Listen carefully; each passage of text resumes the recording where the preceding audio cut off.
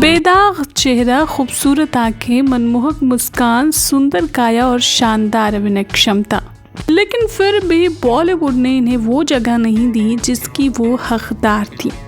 जबकि film industry के सबसे पुराने खानदान से ताल्लुक़ रखती थी वो, शुरुआती 1-2 हिट फिल्मों के बाद साउथ का रुख करना पड़ा, क्योंकि इनके हिस्से आई महज कुछ ही हिंदी फिल्में और उनमें से भी ज़्यादातर फ्लॉप रही। शादीशुदा और 3 बच्चों के पिता के साथ रिलेशनशिप की उड़ी अफवाहें, मुश्किल थी राहें, और फिर पूरी तरह से गायब हो गईं फिल्मी पर्दे से। ऐसे गायब हुई कि आज तक वापसी नहीं हुई। जी हाँ, आज की हमारी बैक कैमरा स्टोरी की हीरोइन है शर्बनी मुखर्जी। शर्बनी के बारे में बहुत कम ही जानकारी उपलब्ध है इंटरनेट पर, जिसमें इनकी माँ का जिक्र कहीं भी नहीं है, पर इनके पिता का नाम रोनू मुखर्जी था और इनके दादाजी का नाम शशिधर मुखर्जी था, जो कि एक फिल्म निर्माता थे। इनकी दादी किशोर कुमार और अशोक कुमार जी की बहन थी और रानी मुखर्जी, काजोल, तनिषा इनकी चचेरी बहनें लगती हैं। बाल कलाकार के रूप में शर्बनी ने 8 साल की छोटी सी उम्र में ही शुरुआत कर दी थी और बड़ी होकर हीरोइन ही बनना चाहती थी। इनकी पहली फिल्म थी हैवान, जिसमें ये बाल कलाकार के रूप में नजर आई थी। पर पिता रोनू मुखर्जी चाहते थे कि शर्बनी पहले अपनी पढ़ाई कंप्लीट कर लें, काम बाद में। इसलिए शर्बनी ने भी सब कुछ छोड़कर पढ़ाई शुरू कर दी, लेकिन उनके अंदर एक्टिंग का कीड़ा मौजूद था और धीरे धीरे उन्होंने पढ़ाई और एक्टिंग दोनों को साधने की कोशिश की। पढ़ाई के दौरान ही 1-2 म्यूजिक वीडियोस के लिए शर्बनी ने शूट किया, क्योंकि 1-2 दिन का ही काम रहता है इन वीडियोस में, और इससे इनकी पढ़ाई कुछ ज़्यादा डिस्टर्ब भी नहीं हो रही थी। इसी बीच डायरेक्टर जेपी दत्ता एक फिल्म प्लान कर रहे थे, जिसके लिए उन्हें एक फ्रेश फेस की तलाश थी।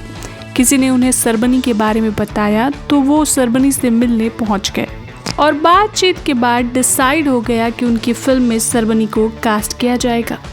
साल था 1997 और फिल्म थी बॉर्डर, जिसमें सुनील शेट्टी के अपोजिट नजर आई थी शर्बनी। इस फिल्म में अपनी भोली भाली शांत सुंदर छवि से दर्शकों का मन मोह लिया था इन्होंने।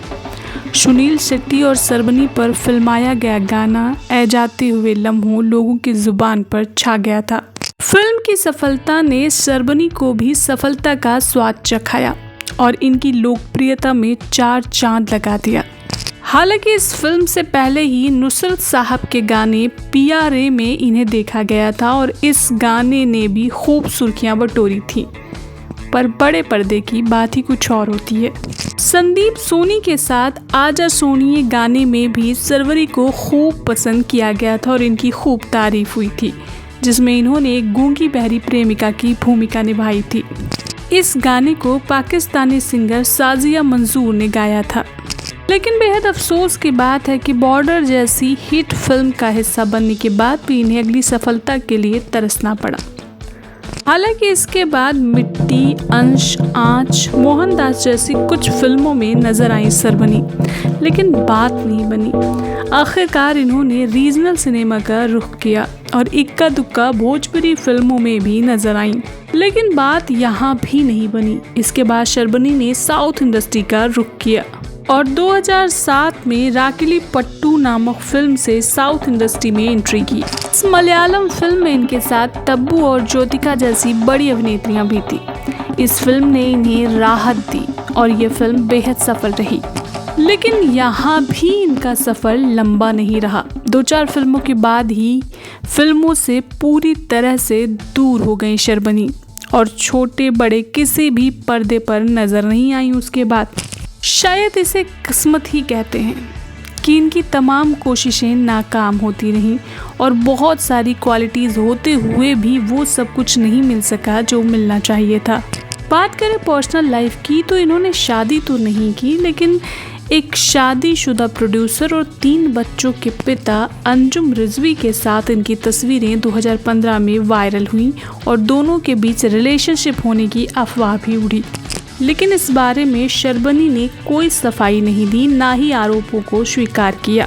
अब शर्वणी मुंबई में रहती हैं और हर साल दुर्गा पूजा पंडाल का आयोजन करती हैं, पर मीडिया और फिल्मों से बिल्कुल भी दूरी बना ली है इन्होंने।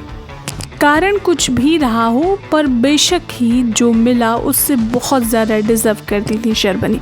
हमारा तो यही मन है कि वो एक बार फिर से वापसी करे। आज के लिए बस इतना ही। ऐसी इंटरेस्टिंग और मोटिवेशनल स्टोरी सुनने और जानने के लिए जुड़े रहिए पैक कमर स्टोरीज के साथ।